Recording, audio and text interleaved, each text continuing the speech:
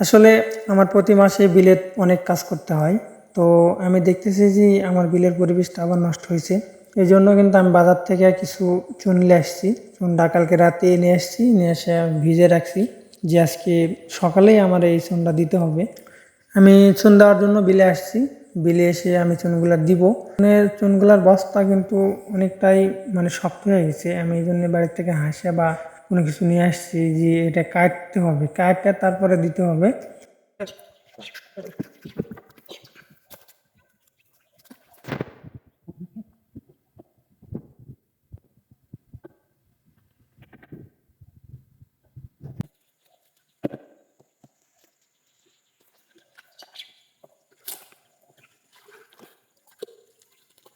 আপনারা যারা পুকুরে চুন বা কোনো কিছু দিবেন, এটা কিন্তু অনেকের কাছ থেকে হিসাব নেন যে আমার পুকুরে এতখানি এত শতক কতখানি চুন দিব বা কতখানি এটা দিব, এটা আপনারা অনুমান করতে চান। তো তাদের ক্ষেত্রে আমি একটা কথা বলবো যে আপনাদের পুকুরের পরিবেশ অনুযায়ী আপনাদেরকে যে কোনো একটা প্রোডাক্ট ব্যবহার করতে হবে।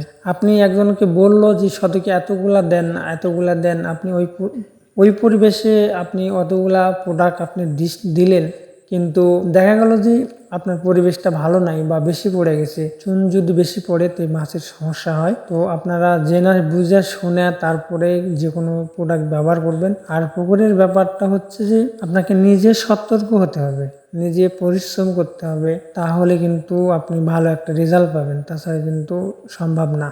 আপনারা আশেপাশে যেগুলো অভিজ্ঞ চাষি যারা আছেন তাদের কাছ থেকে পরামর্শ নেবেন বা তাদেরকে দেখাবেন যে আমার পুকুরটা একটু দেখেন যে আমার এই পুকুরে কি পরিমাণের কি লাগতে পারে, আপনারা যদি নতুন হয়ে থাকেন।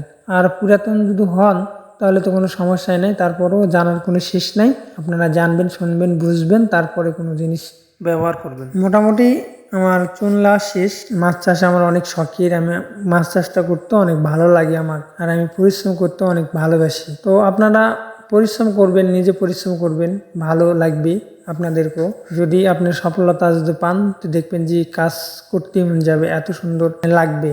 তো আমার বিলে অনেকটাই পরিবেশ খারাপ হয়েছে, ছাদলা জমা যায় এই বিলটাতে।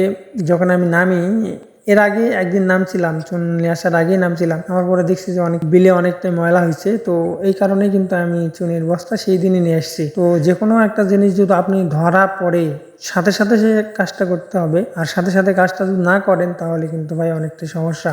তো এই মনে করে কিন্তু আমি নিয়ে আসছি, আমি পুরো বিল সুন্দর করে ছিটিয়ে দেবো।